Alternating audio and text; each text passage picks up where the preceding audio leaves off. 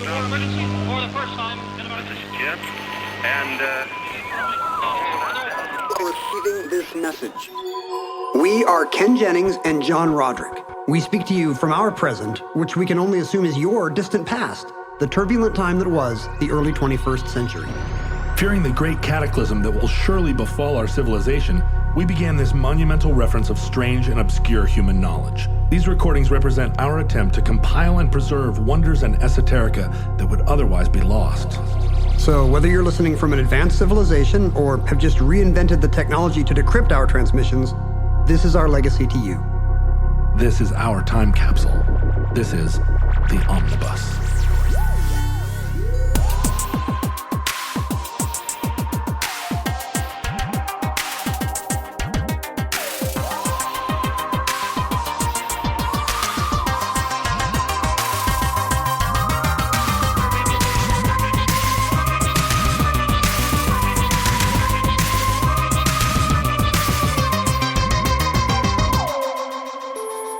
You have accessed entry 399.1T0119, certificate number 31403, the 1871 whaling disaster.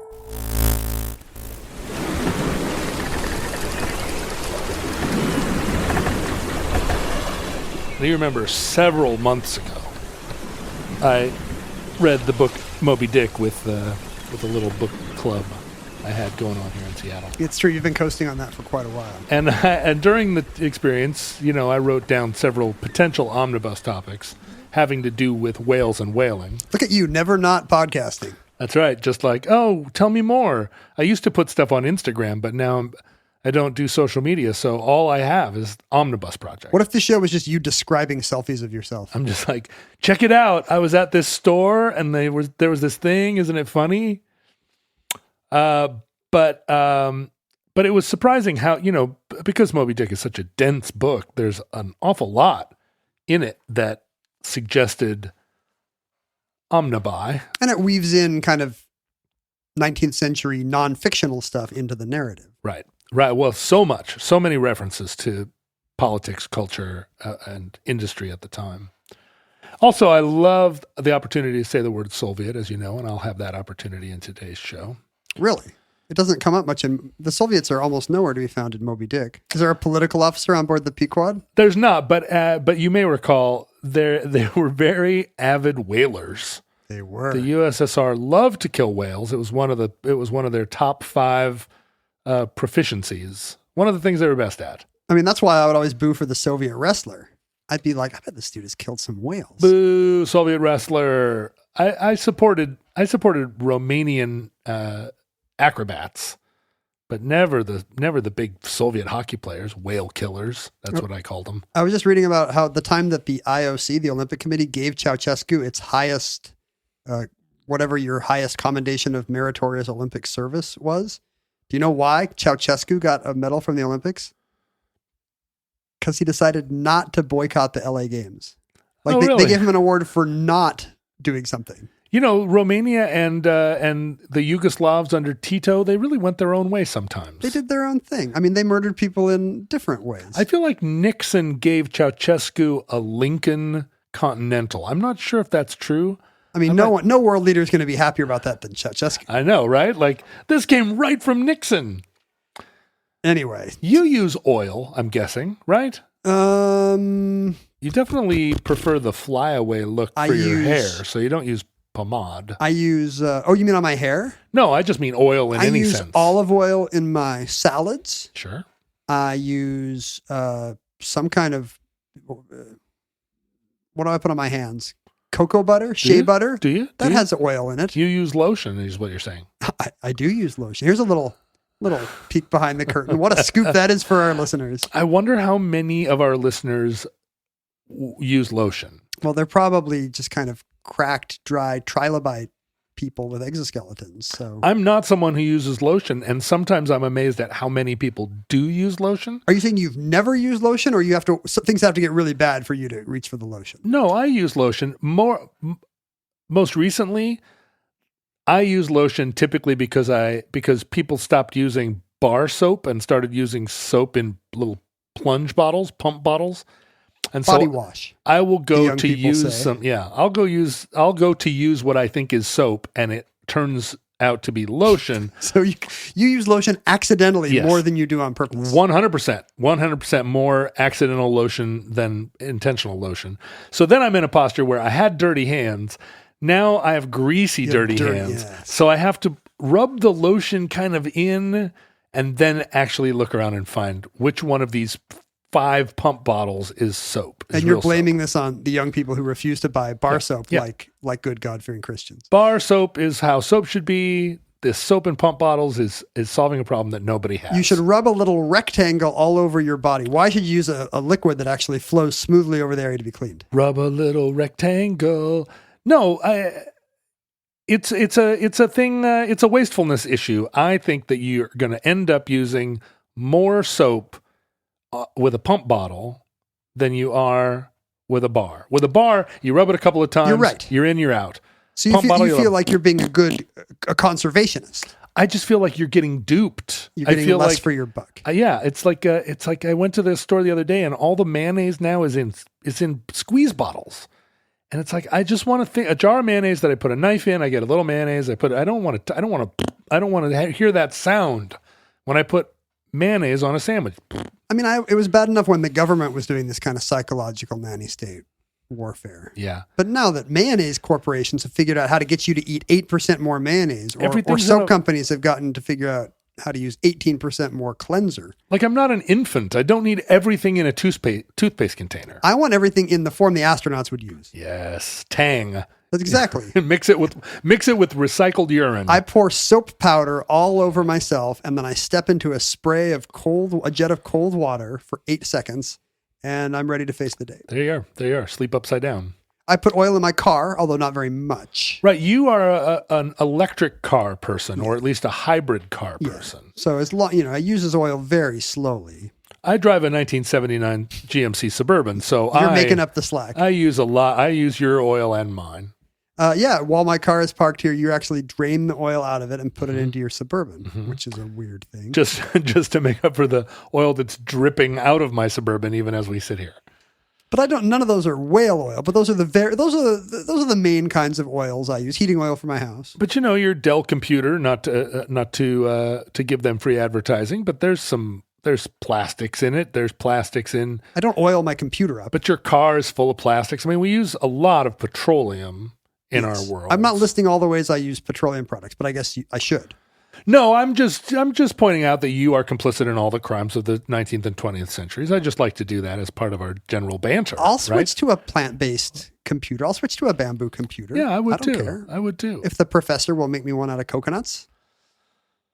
It's funny to think that petroleum, that we've had a much longer relationship with oil than we have with ground-based petroleum products. Oil that we think of as oil that comes from the ground. Black gold, Texas tea. But you're saying oil was not always Texas tea. Mesopotamian tea would have been a very different animal. When we think of all the uses that we have for oil, a lot of those uses, a lot of the heavy lifting of oil was performed by whale oil for a couple of centuries. Salad dressing? A Delicious whale oil vinaigrette? But whale oil lit our homes, not just in the form of like candles made of spermaceti or whale wax, as I like to call it. Little whale wax. But on your stacks.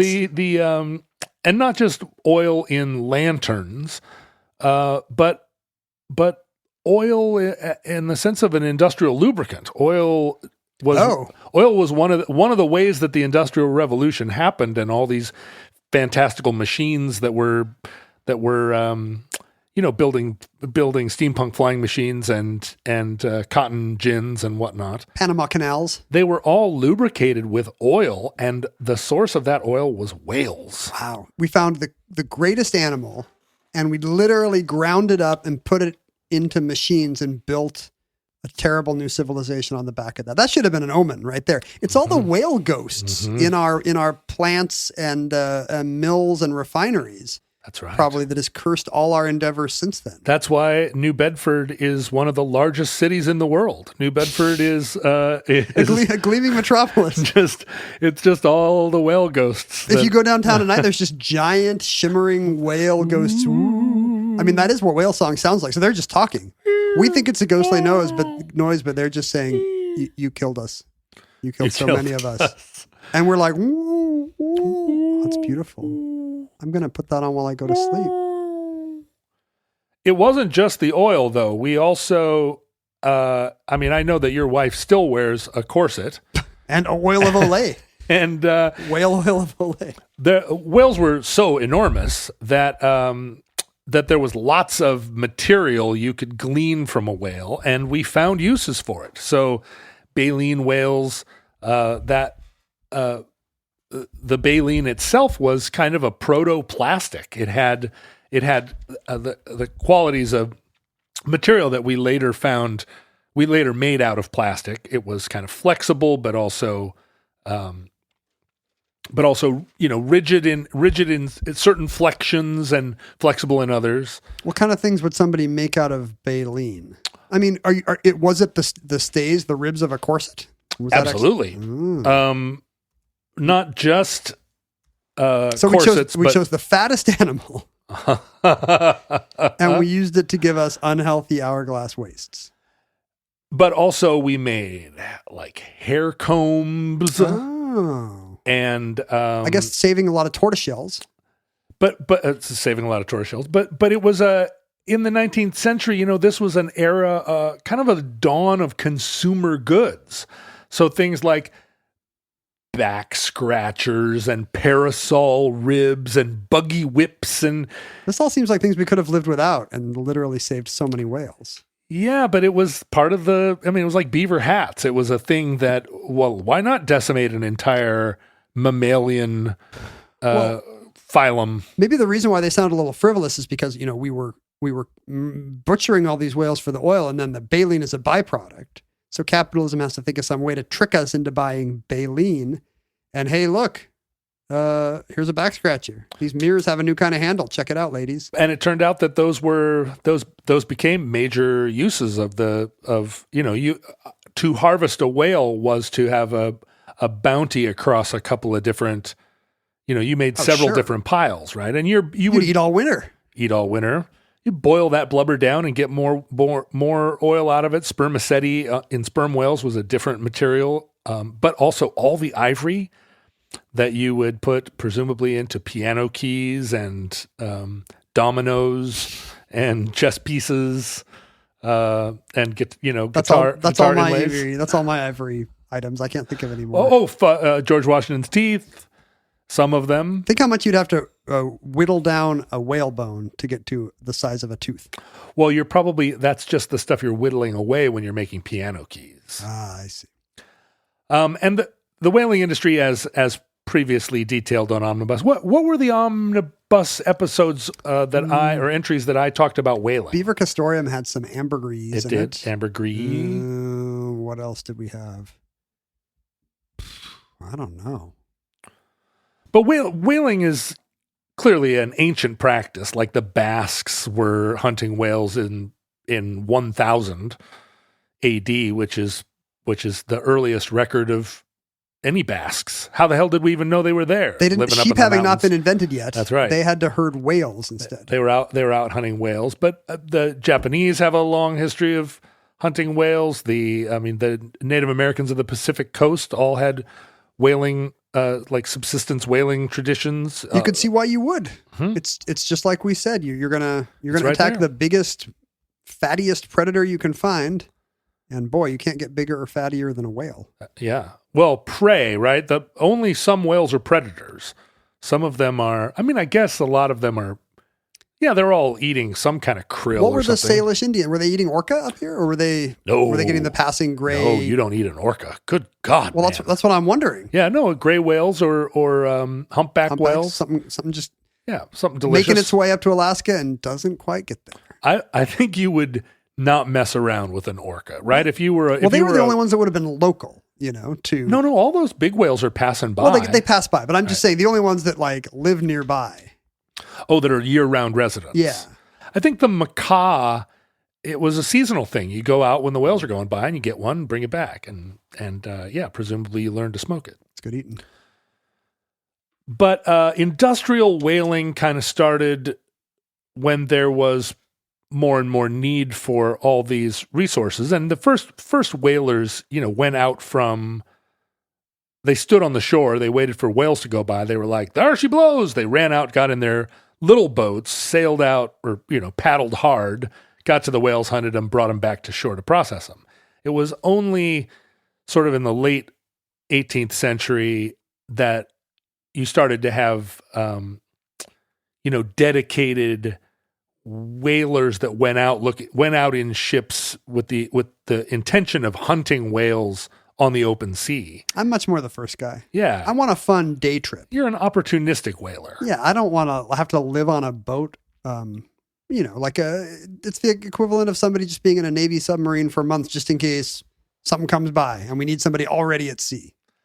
Boring. Yeah, it is boring, but lucrative. And as Melville recounts, like this is all part of kind of the Yankee mercantile, at least in in America, kind of the Yankees in their puritanical money grubbing ways, puritanical nility. Their money grubbing ways. They really turned it into initially a cottage industry and then like a major industry. Whaling became in the United States in the 19th century like our fifth biggest industry. Wow. And the British and what would that be today? Norwegians, Influencers? the fifth biggest industry in the United States today.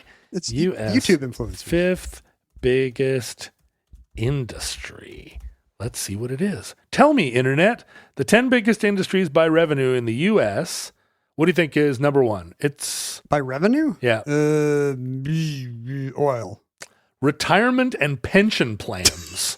Boy, am I in the wrong industry. Is the biggest industry. That's $1,257,000,000,000. This country used to make things, John. The second biggest industry, health and medical insurance. Not good. even medicine. Not insurance. even providing a product, providing obstacles to the product. So pension plans is one, medical insurance is two. See, in other countries, they just start with number 3 because 1 and 2 are provided to the citizenry.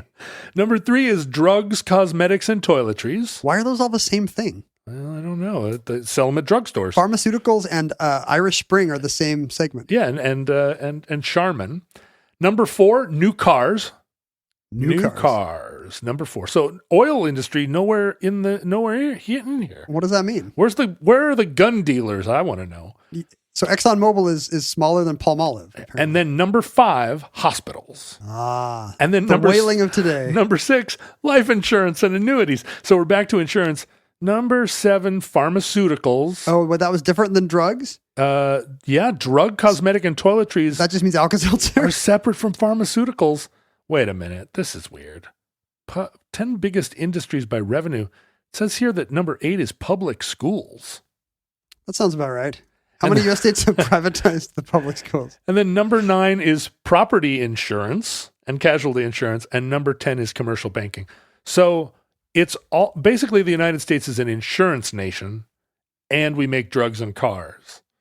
We don't whale as much as we once did. If you can think about how big an industry it must have been. If you break it down differently, it goes real estate, business services, then government. It's a business, finance and insurance. Number 5 would still be healthcare. Healthcare, So, right. So America became the dominant power in global whaling because we industrialized it. And fortunately, because we had, because we were sort of central to the world in the sense that we bordered both the big oceans. Woo! Yeah, go US.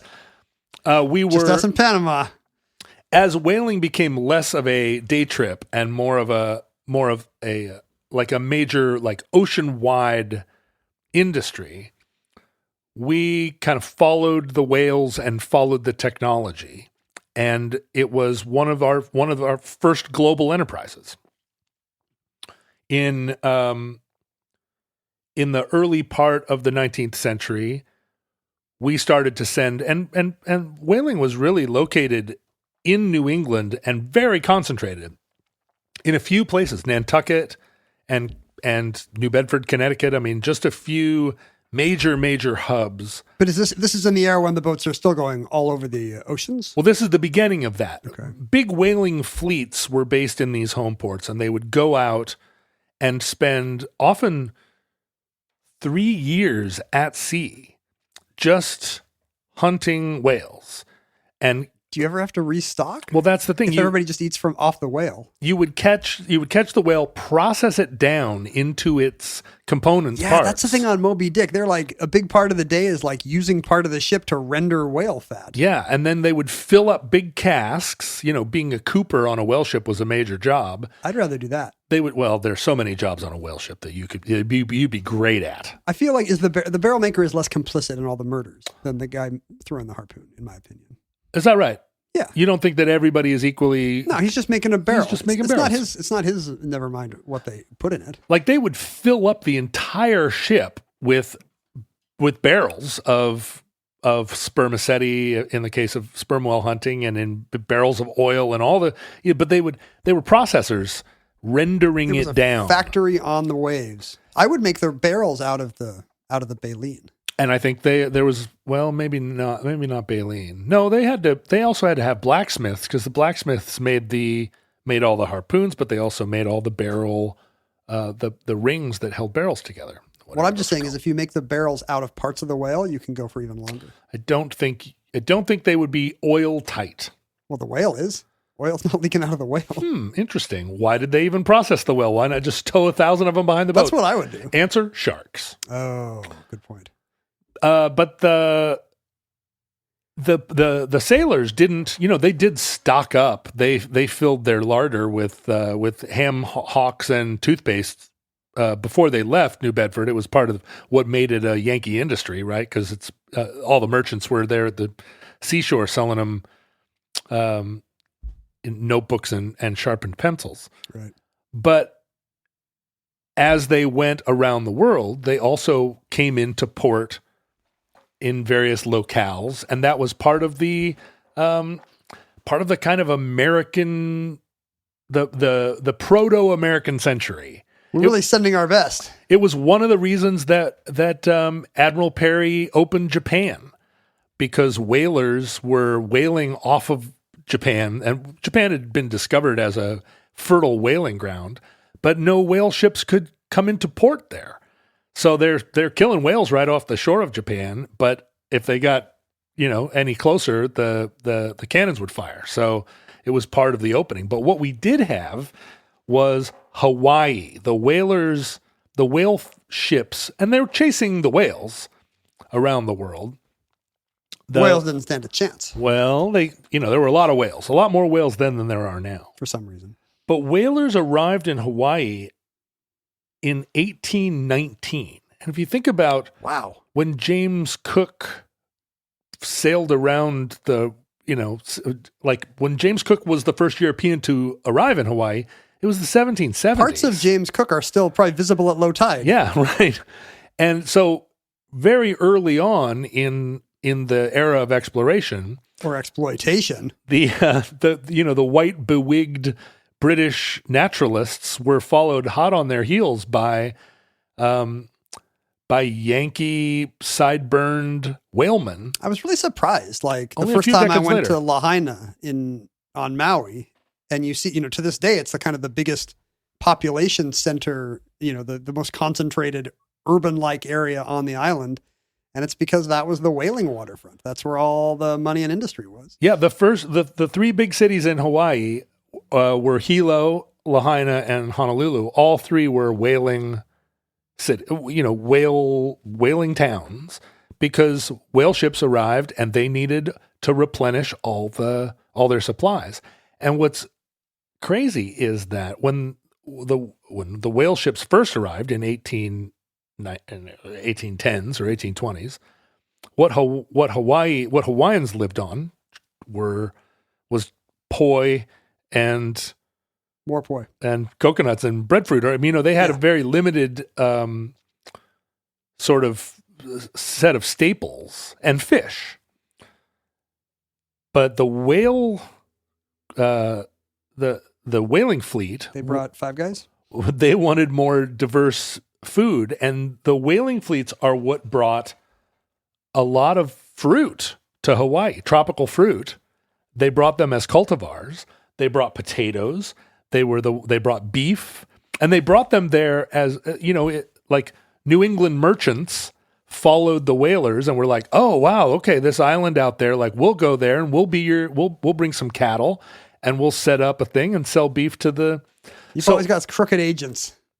But also like sugar and pineapples. I mean, all that was All the stuff you think of as native Hawaiian flora. it was all brought to Hawaii to supply the whalers. I mean, I don't want to stick up for the colonizers, but all that stuff tastes better than poi. Right. And that, poi and fish, that's fine. How are you going to keep them down on the farm after they've had pog? Right. And it was, the whalers were instrumental in not just like colonizing Hawaii, but really like, as you say, so much of what really became kind of Hawaiian culture was in this admixture of cultures that were. We think we're seeing actual Polynesia, and it's actually Polynesia plus whaling. Yeah, right. It was a trading post, and the Hawaiians were kind of enthusiastic participants in it because they also had a lot of desire to not have their daughters turned into prostitutes, but this was a major difference in what it meant to be Hawaiian. Right. And having these whalers, right, you need to keep these guys under wraps, but there's a lot of, all of a sudden, you've got an industry, you've got towns. And so the whaling fleets, changed the world. And as they killed all the whales one place, they moved on and found more whales other places and moved in there and started killing those whales. It was by the 1850s, whalers had made it into the Sea of O, the Sea of Okhotsk. The CFO? Okhotsk. The chief financial officer? How do you say it? You lived close by there. Yeah, that's the Sea and we talked about it all the time. We were like, we are so much closer to the Sea of Okhotsk. I think it's Okhotsk. Okhotsk. Yeah. And the reason they call it Sea of O is because it's very hard for me to say Okhotsk. But the Sea of Okhotsk is that area between Japan and Kamchatka Peninsula, and that was like whale Central, whale party zone. And so the whaling fleets kind of, because they were all from Nantucket, although they were in competition with one another, they were also, they would sail together in fleets. And as the years went by, and they became more, and they would go out for these long voyages, captains would bring their wives and kids. Sailors weren't allowed to, but you actually had some component of families that would travel. I guess you'd have to, because otherwise you wouldn't see them for 3 years. But geez, what an awful place to raise a family. Well, I know. And I think your wife is like, I'm going with you. And then she really regrets that, presumably. You got to have a special spring-loaded whale ship because of her migraines. But then I think that was another reason that whale ships kind of would cluster, because they would kind of form a little society, right? This captain and that captain and their families all knew each other. They had Sunday services with one another. I mean, Perry didn't open Japan until 1853, but the whaling fleet was already surrounding Japan by the late 1840s. And from there, they followed the whales up into the Bering Strait. And by 1848, the first Nantucket whalers were in the Bering Straits of Alaska, between Alaska and Russia.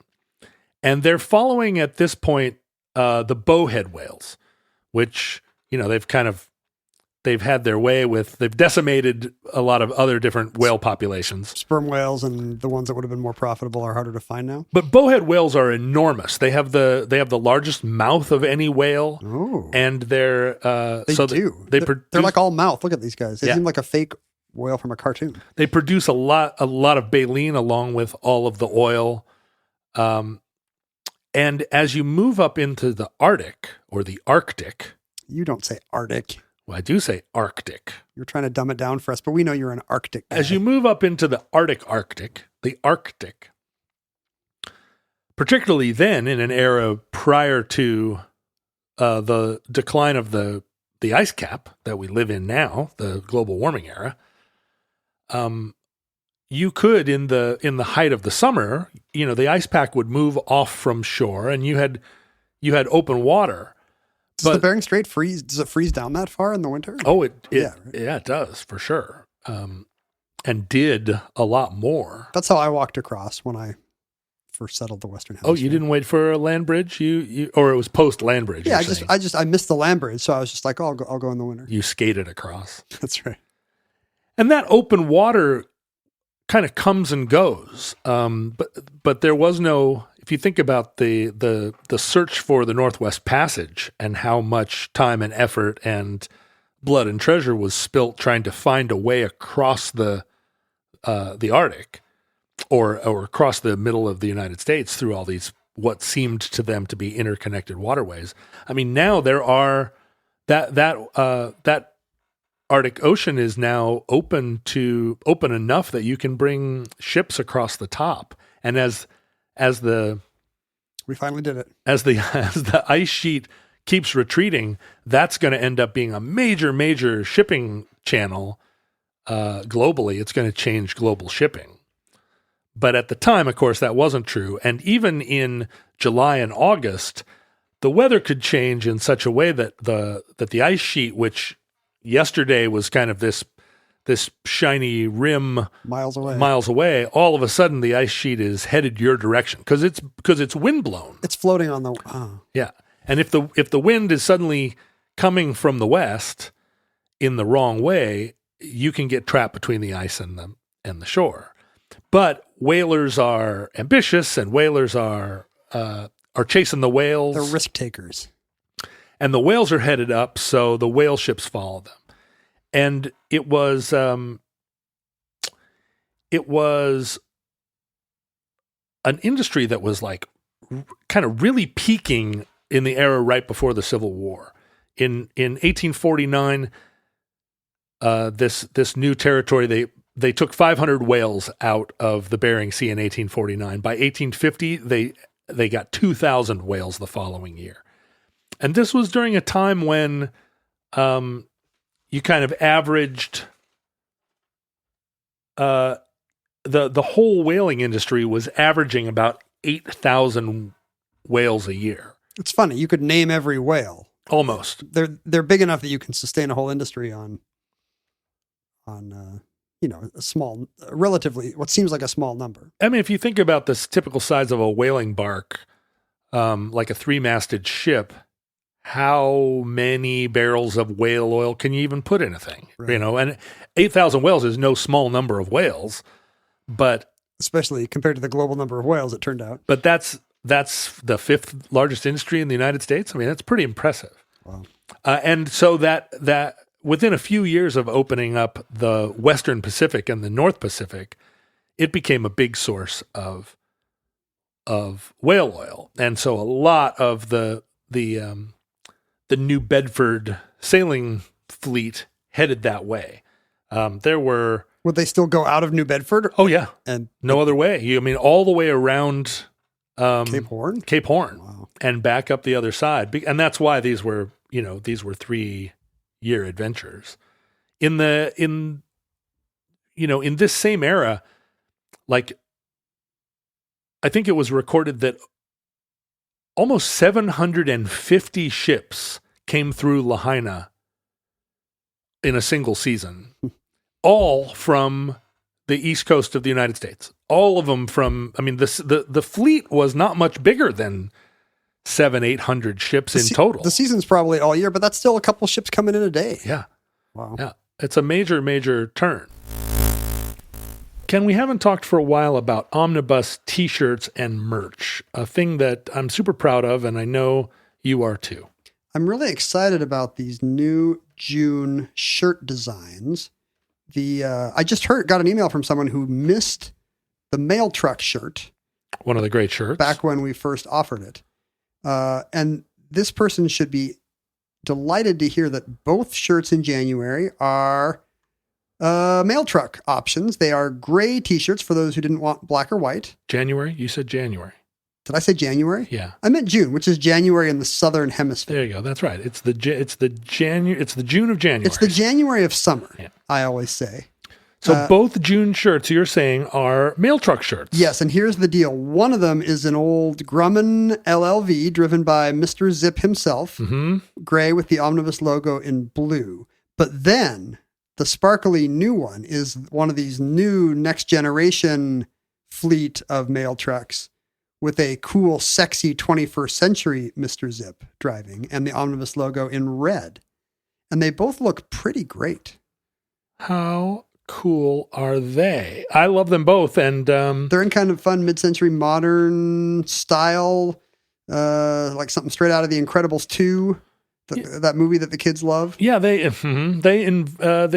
the great history of mail trucks. And as you know, the way that fan communities operate, the mail truck is now synonymous with omnibus. Which was genius of us because as a quasi-federal organization, they can't complain. Yeah, right. I mean, although when the Postal Service band came out with their smash hit single, Such Great Heights, they actually were confronted by the Postal Service, who insisted... Who said you can't call a band the Postal Service? Yeah, well, what they did was they said, we'll let you call your band the Postal Service if you do some ads for the Postal Service. There was some kind of friendly tit for tat. Well, you know what? We would do ads for the Postal Service if that would let us sell mail truck shirts. We support the Postal Service. So buy the mail truck shirt and precipitate whatever confrontation we're going to have with the U.S. Postal Service, and let's get this ball rolling. If you missed out on the mail truck shirt the first time or want to see these new designs, just head to omnibusproject.com/store,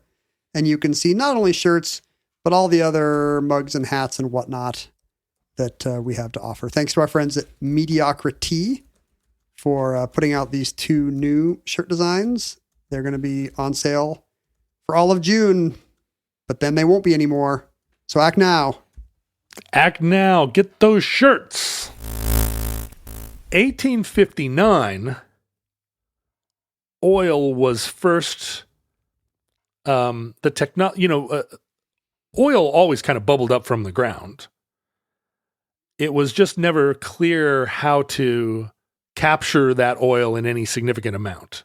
There was no one had invented drilling that then, it's to drill a borehole, then you have to kind of put a pipe down there to funnel the oil, to control the oil as it comes up. And that technology wasn't developed until 1859. And in Titusville, Pennsylvania, which is the kind of the famous first oil rush. In 1859, they started to first collect oil from the ground. You said to dip your spoon in the ground before that. Yeah, right. I mean, there were, if you were like a saber-toothed tiger, you would get caught in the tar all the time. Just in the middle of Los Angeles, you get probably not more than once per tiger. A mammoth yeah, I guess that's right. All right, what time are you going to get here? It's been 90 minutes. Sorry, I'm stuck in tar over on the west side. It's just you get stuck in tar, then your cousin gets stuck in tar. So that was, oil always came up from the ground, but to be able to collect enough of it to make it not just profitable, but to even discover what you could do with it. And the first product of, or the richest product from that original oil was kerosene. That was the thing they really wanted to make. Gasoline that got used in cars ended up, that was originally like a byproduct of processing for kerosene. Gasoline wasn't what people were after. And the kerosene was for lighting? Yeah, kerosene Mostly? was Heating? for lighting and for for all the uses, find a use for a water that burns, Ken. Can you do it? I use it to get gunk off my hands sometimes. There you go. That's what I do with kerosene. That's about it, actually. I'm in the backyard building like a salt flat speed record rocket. And it's going to run on kerosene. It's going to run on afterburners. Kerosene. I'm going to have it's on bicycle tires. I haven't built a single afterburner this week. So, well, not a lot of call for kerosene. You're not flying out till later. You and I have the rest of the afternoon after we're done with this show. Is it lighter fluid? I guess I use kerosene for that. Yeah, essentially. Naphtha. I mean, all the different, I'm sure there are futurelings right now that are made out of petroleum products, but also futurelings that make petroleum products. Like they excrete it off of their potentially. bodies? I bet you we have petroleum engineers listening to the show right now. Oh, I see. Who want to tell us the 25 different levels of processed petroleum and what they all are. I can't wait to get to those emails. From the white liquor to the brown liquor to the blue liquor. They have colors? If you process petroleum, yeah, it goes from light to dark.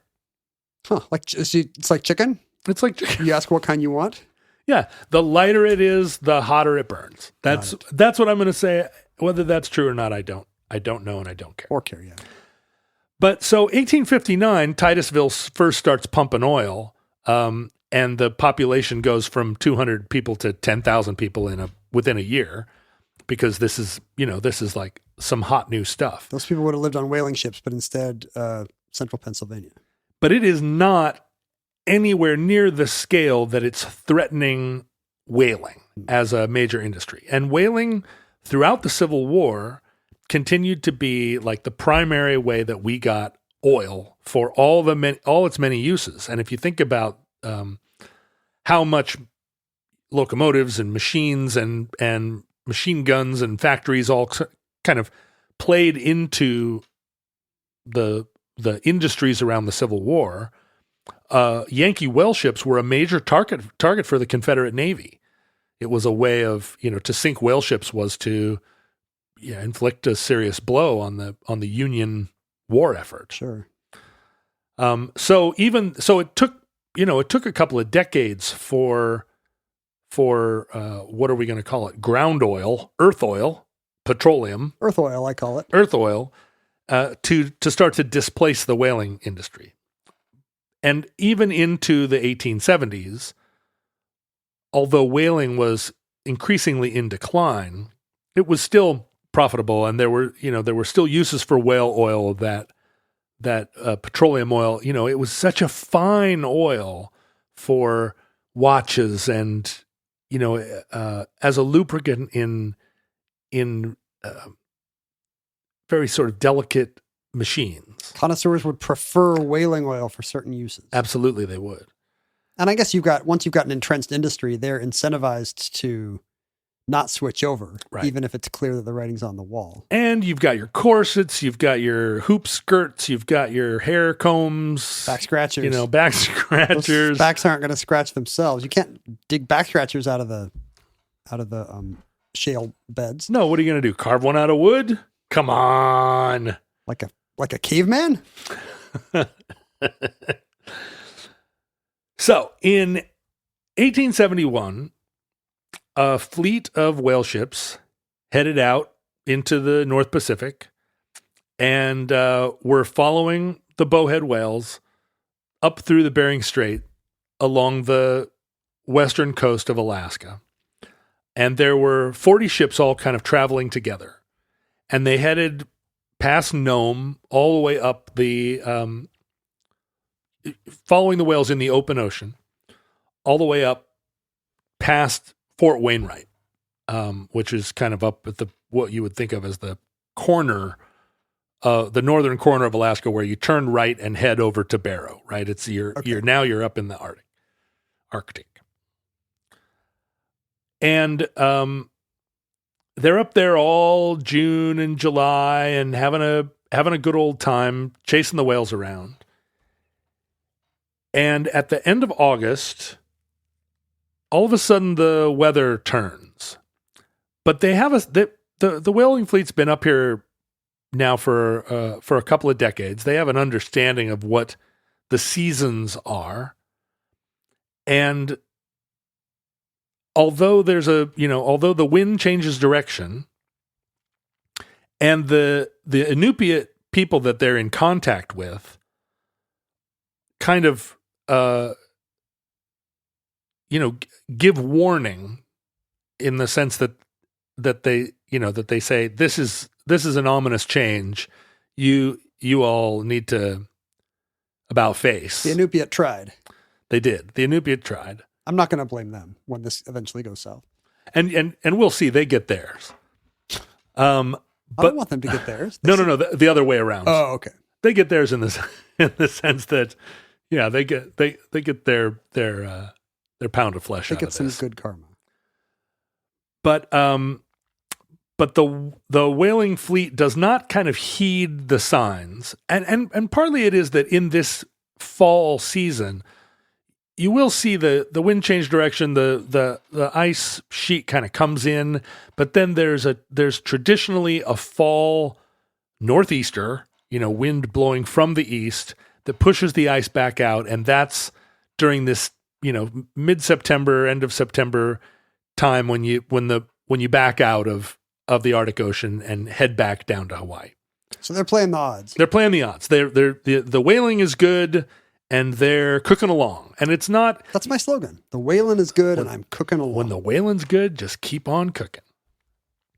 The whale ships, it's not like they're under the command of an admiral or anything. They're all independent businesses, basically. And some of them are in a situation where 2 or 3 of them are sailing for the same concern. But they'll compete for the same whales then, right? They're competing for the same whales, but it's a thing where there are a lot of laws and covenants around whaling and understandings. Like, if you saw the whale first, it's yours, but the first person to get a harpoon in it, Like they're competitors, but it's not cutthroat or enemies.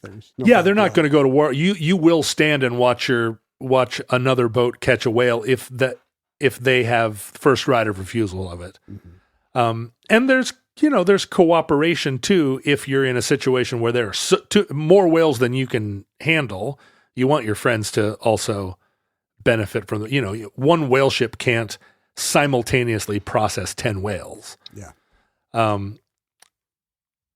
But this little flotilla of 40 ships represents a large component, a large proportion of the ships at sea at that given moment. The whaling fleet has shrunk considerably from its heyday of over 700 ships 20 years prior or 30 years prior. And is now, it's a much smaller enterprise, but still, still a going concern. But 40 ships represents a huge. It's a big corner of the whaling fleet as a whole, right? And they're all up in the Bering Sea chasing these bow whales, and the winds change, and the ice cuts them off. So the strait there's now a barrier between them and either the shore or warmer ocean to the south. Right. And in the moment that it's apparent that the weather's changing, a few ships turn and head south, and 7 of them manage to escape being trapped by the ice. They escape to the south, and really it's only a matter of 70 miles, right? If you just headed south yesterday, like the Donner Party story, right? You're 70 miles south, and you're free of entrapment. The ice is probably forming as well. I mean, it's like clouds. They're bodies are moving around, but also new material is kind of swirling at the edges and expanding or contracting at any given time. Exactly so right. It could like reach around you with tendrils. And as it blows in and as it freezes up, it the ice continues to move even after it becomes, a solid form. And by the 2nd of September, 33 ships are stuck in the ice. 33 ships with a a combined 1,219 people. Wow. That's the population of a pretty decent sized town in 1870. I mean, Titusville, Pennsylvania only just recently had more people than are on these 40 Trapped ships. in the middle of the Arctic Ocean. Oh, and there's 1,219 people on the 33 ships that are trapped. They're, the 7 that got away have their own cast and crew. And how close are they to each other? Are we imagining kind of a cluster, or are there miles between some of them? So they're spread across about 60 miles of ocean. And which means that, every ship is inside of another ship, and some of them are clustered 3 ships close by one another. But they are in touch with one another.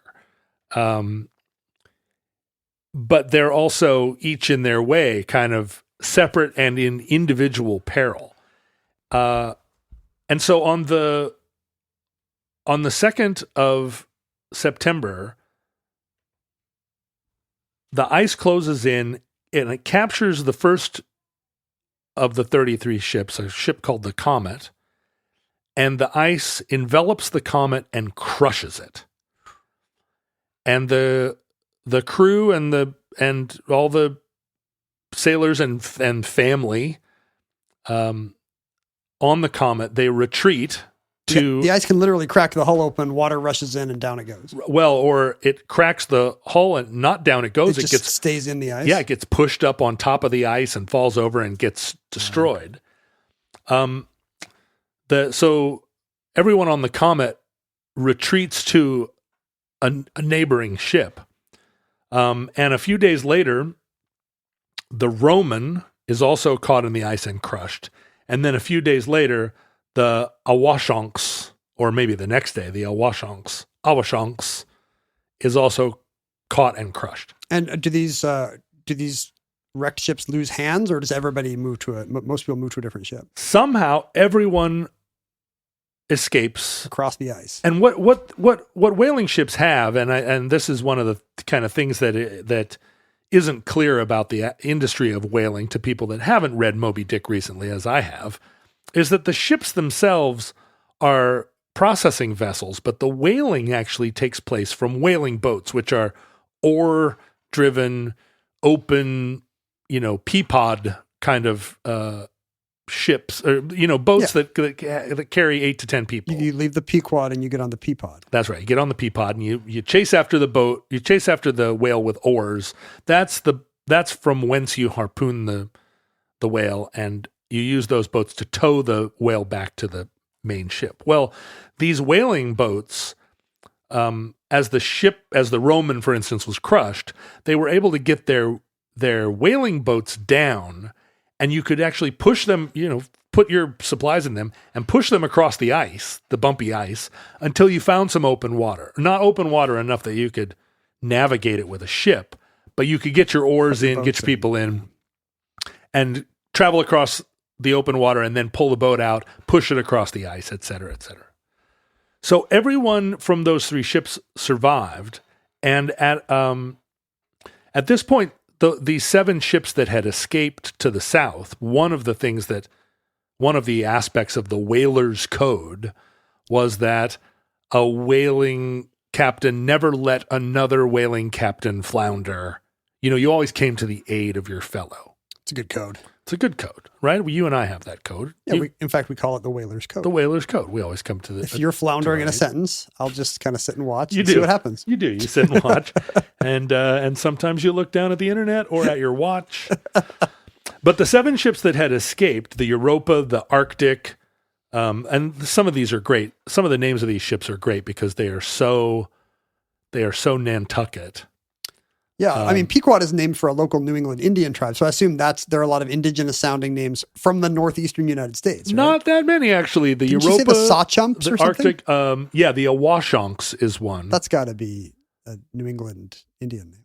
There was a ship called the Lagoda, which was actually, it was originally supposed to be the Ladoda, but they also not a word. It was named after some Russian river or something, but they transposed the D with a G, and then they were afraid that to change the name back would be bad luck once you named a ship or carved the name in the bow. That's a huge thing. If you ever rename a boat, you have to remove every cocktail napkin and look at every screw, and Right. it's very bad luck at sea. So they ended up just naming it the Lagoda, which is a fake name.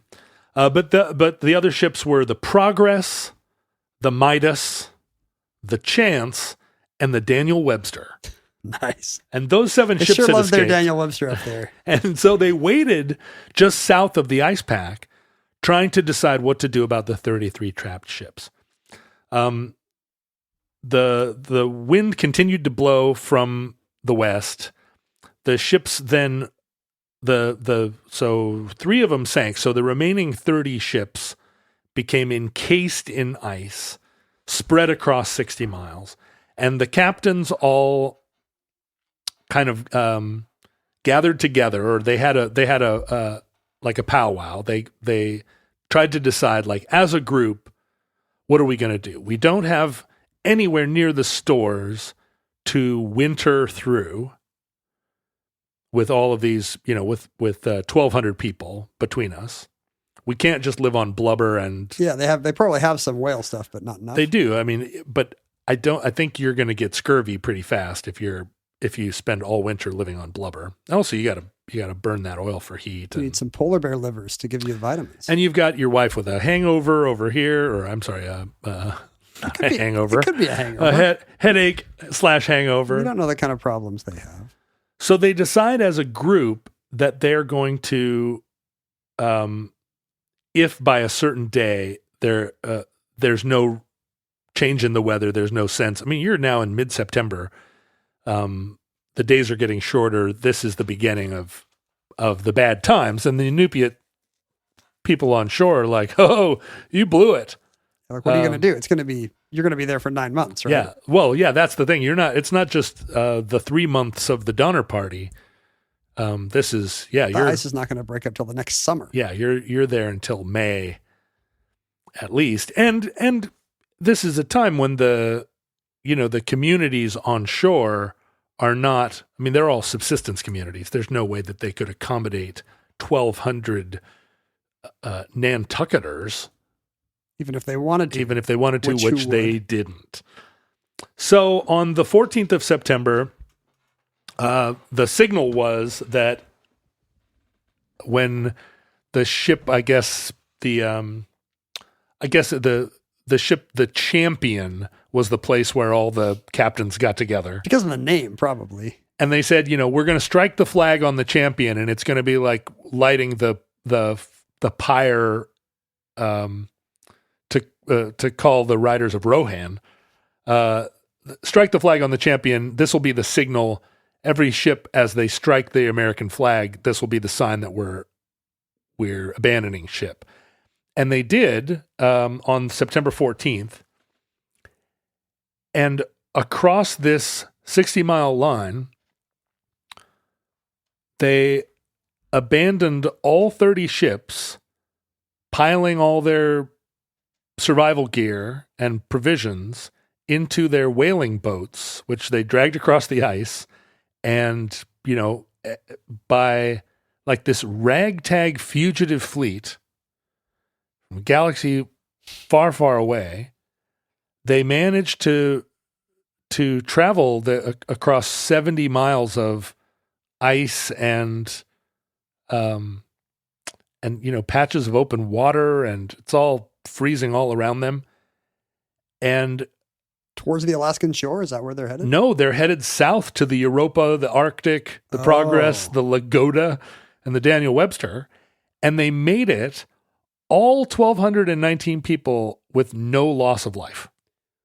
And the other ships had stuck around at the edge of the ice floe waiting for them, despite no communication, I'm guessing. Well, no, they were sending, they had runners, or they had people that would go to the edge of the ice with messages. Some when the ships initially got caught, the 7 ships that made it out waited, and then messages were exchanged. So those 7 took all 1,219 people aboard, spread across the 7 ships. Wow. And the fleet, the remaining 7 all sailed to Hawaii, and no loss of life. That's incredible. I mean, those ships were sailing with 4 or 5 times their complimentary. Yeah, and there's supposedly the legend is that one sailor decided to remain on the Massachusetts. One of the ships was called the Massachusetts. Although there's no, and this is part of the legend of the whaling disaster of 1871, that one sailor stayed on the Massachusetts, but it's just part of the legend. I couldn't find a name for him. Is there supposed to be some noble reason for this? Is it just his pride in his ship? I mean, maybe he had a thorn in his paw and he didn't want to make the walk. I mean, I don't know. He had to go back and pee and then they just left without him. It's just one of those legends that didn't ever, I mean, those whaling museums, they love this kind of thing. There's so many legends around whaling, and we all recognize it as an abhorrent era, but it's also a very glamorous or romantic era for New England and 19th century America. But whoever this guy was that stayed aboard the Massachusetts, his name did not live in infamy or even famie. Or fame. Or as you might say, fame. So it didn't work. He should have just come with. Should have come with, right. So almost all of the ships were crushed in the ice and sunk and destroyed. Crazily, according to the Inupiat population, and I guess people that were on hand, only a couple of weeks, 10 days, 2 weeks later, the wind did change direction. The sea did open up, and they could have all sailed out of there. As it was, those ships just kind of floundered around, and then the wind came back and crushed them all. I bet the Inupiat are just saying that to like piss them off. Hey, right after you guys left, the ocean opened. It was crazy. Yeah, it was. Dummies. It's kind of a dick move. But the native population, salvaged what they could out of the ships. Of course, the Puritans like dumped all the liquor off the boat, but they left all the nobody gets it. They left all this other they left. I mean, just the wood alone and the nails. Did they have the result of their hunting season? Like were there all abandoned. Whale products? Oh, all left. So that to the degree that the Inupiat were able to use the barrels of oil. I mean, that doesn't have the same kind of value as the meat would have. But almost all of the ships were destroyed. Only the Minerva was found the following year, and it was salvageable. It was just floating around. Yeah, somewhere? just floating around. It kind of when the ice thawed, it was still there, just burp, burp, burp, burp, and they came and got it. But the rest are now wrecked at the bottom of the. A lot of them got wrecked, got pushed up on shore by the ice, and and were salvaged for whatever they could, whatever you could get out of them. In 2015, the scientists at NOAA, the National Oceanographic and Atmospheric Administration, I'm going to guess. Sent like an exploratory mission up there to see what they could see, and they actually found the wreck of two of the ships in just a few meters of water, like visible from above. Just nobody has gone offshore. Well, much. yeah, it's sort of like that's not a place. You're not going to be snorkeling. And they took photos. They saw anchors in the water and evidence of they couldn't tell which ships they were. But having found a couple of them and documented it, I think the scientists at NOAA got bored and said, no, that was they didn't tell anybody where they were, of course, because they don't want it to be tourist spot. Yeah, but there was evidence, of it. I guess there's not, it's not like a Spanish galleon where people are going to be hunting for the treasure. Anything that's good is probably gone. Long gone, right. And the ships, I mean, I don't know, maybe there were some boxes of pearls or a lacquered baleen comb or back scratcher that you could have grabbed. I mean, the moral of the story is, I guess what we learn is that you should stick with the ship. And listen to the Inupiats. There is just 5 years later, in 1876, there was another whaling disaster that kind of suggests that you don't stick with the ship. That's why we have to call this one the 1817 whaling disaster. Right. If there hadn't been another one, we could just call it the whaling disaster. 1876 whaling disaster took place in about the same location, the 33 ships that were lost, 22 of which were from New Bedford, it really was a terrible blow to the Yankee whaling industry. So the fleet was much diminished. So in 1876, the whaling fleet was now reduced to 20 ships. Well, it's barely a disaster. That's like the whaling misfortune. I know. Can you imagine? That's less than half the ships last time. Ho hum. But the weather changed a lot earlier in 1876, and the Arctic, which was a ship that had survived the 1871 disaster, the Arctic was caught in the ice in July and crushed.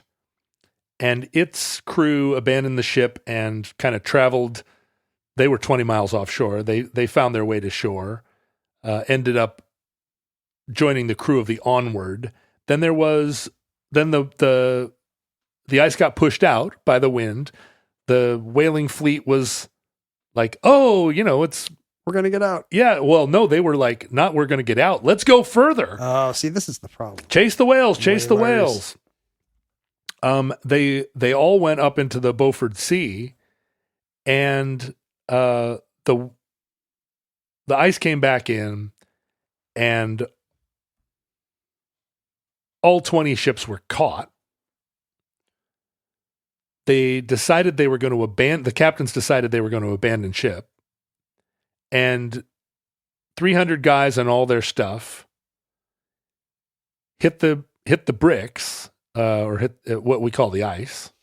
We call it the bricks in Alaska. And made it to shore, but 50 guys decided they were going to stay on board the ships, not because they thought they were going to survive the winter, but because they had learned the wrong lesson from 1871. We'll just wait for it to open. We'll wait for it to open. And having stayed, they would have had salvage rights to the ships. Yeah. And salvage rights would have been extremely profitable to them because they were also salvaging all of the whale oil. And so 50 guys stayed on. The 300 guys that made it to Barrow, there were a couple of ships that were frozen in the ice there, but the weather did open up, and they were able to get into these three remaining ships, the Rainbow, the Three Brothers, and the Florence, and they escaped.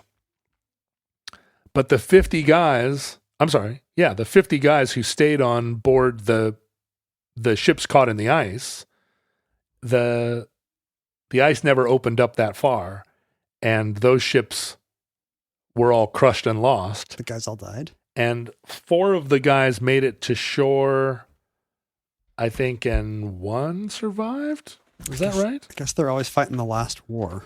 Oh, 3 survived. 3 survived. Maybe the moral of the story is just stay out of the Bering Strait altogether and let the whales just do their whale things and don't kill any whales. Is that part of the whaler's code? I guess that would be a very unpopular part of the whaler's code. What's crazy about whaling is that we think about this moment, right? After the whaling disaster of 1876, it was really the death knell for the New Bedford whaling scene. The American whaling culture went away. It was being replaced by petroleum.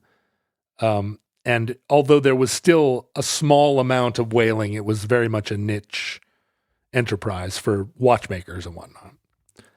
But this is something that I didn't really fully understand. Whaling continued as a global enterprise, and whaling became an industrial enterprise. So much so, and this is my opportunity to say Soviet. The Japanese and the Soviets and the Norwegians and there were several nations that continued whaling into the industrial age and continued whaling until the Endangered Species Act, or until the anti-whaling, the ban on whaling that didn't happen until 1973. Yeah. It turns out that more whales were killed in the 1960s than at any time before or since. as far as the statistics that I found, it seems that in the height of the whaling industry of the 19th century, they were, and this is like peak year, they were getting about 8,000 whales a year, as I said before. In the 20th century, the industrial nations of the world were killing 50,000 whales a year. So the real problem was not artisanal whaling in the 19th century.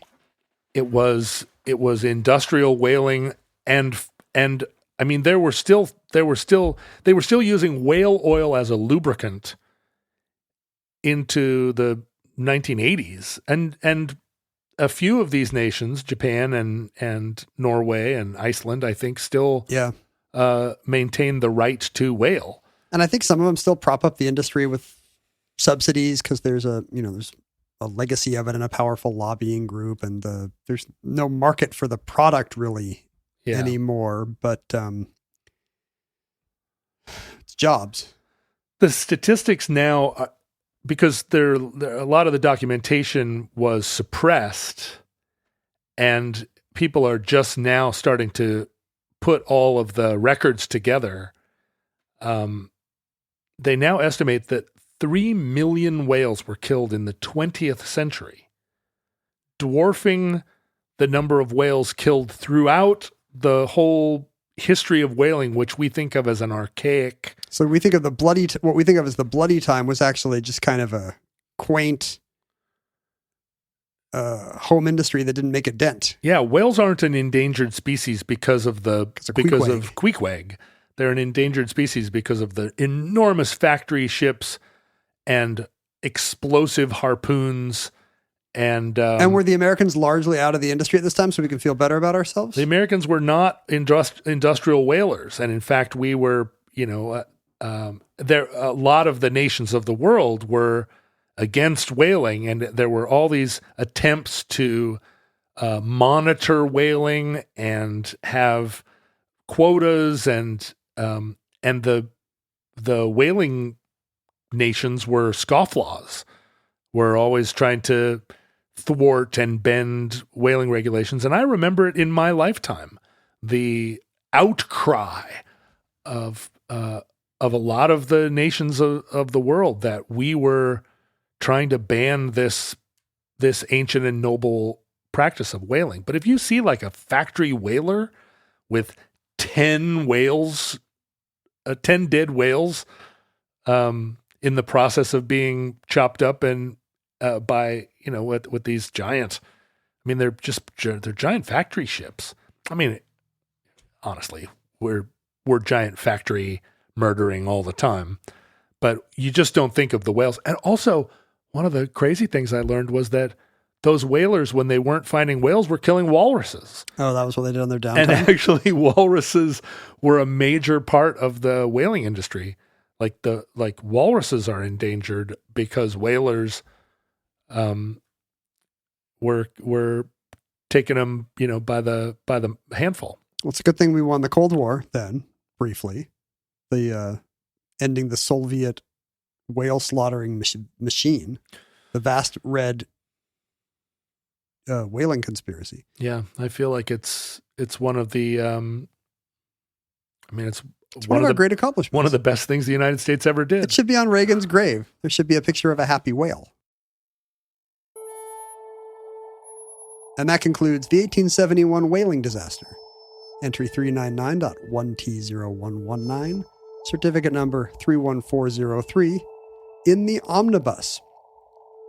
Now, aquatic mammals of the future, we apologize for, I guess we should have had a content warning before we talked about all the Well, sure, especially slaughtered whales and walruses. I mean, the thing is, if you think about the listeners of Omnibus, if you think of the futurelings as sentient squid, they are rejoicing in this whole show. They're like, kill them.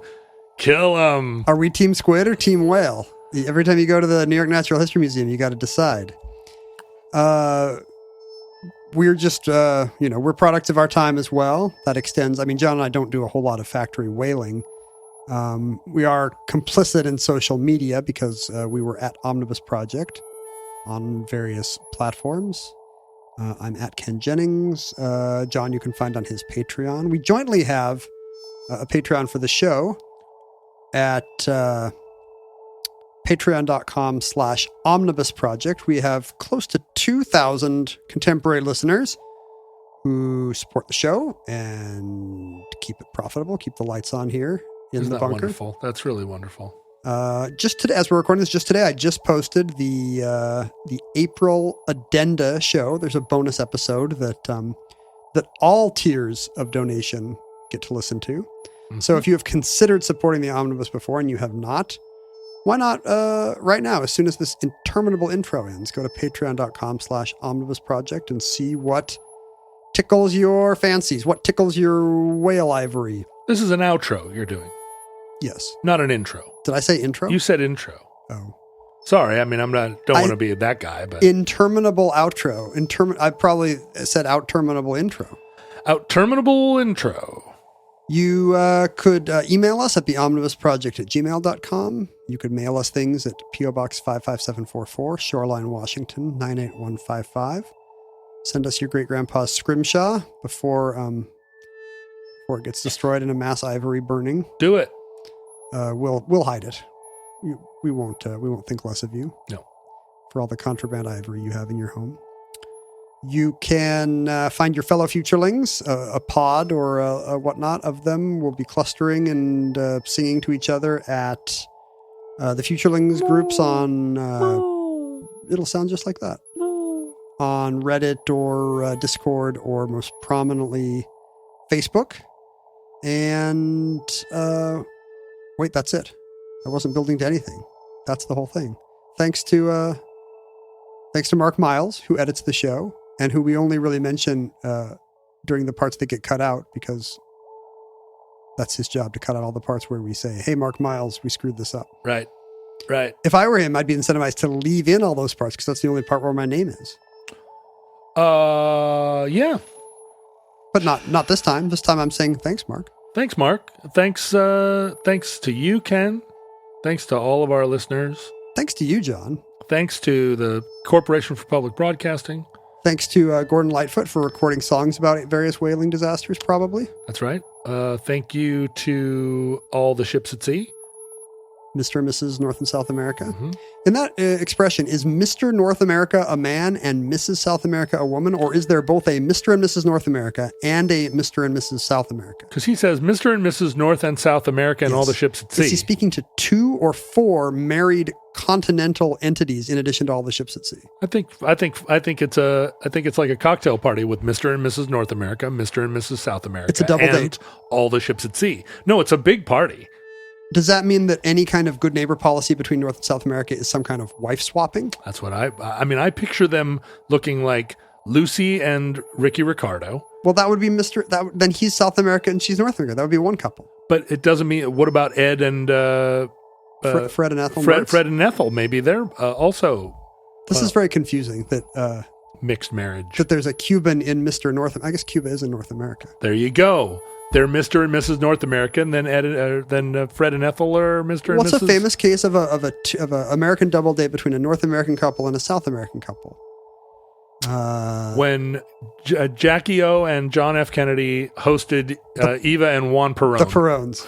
I don't think that ever happened, and maybe the dates don't even work. I'm not sure. Probably they don't. But yeah, fanfic. Yeah. Futurelings, from our vantage point in your distant past, we have no idea how long our civilization survived. We hope and pray that the catastrophe we fear may never come. But if the worst comes soon, this recording, like all our recordings, may have been our final word. But if Providence allows, we hope to be back with you soon for another entry in the Omnibus.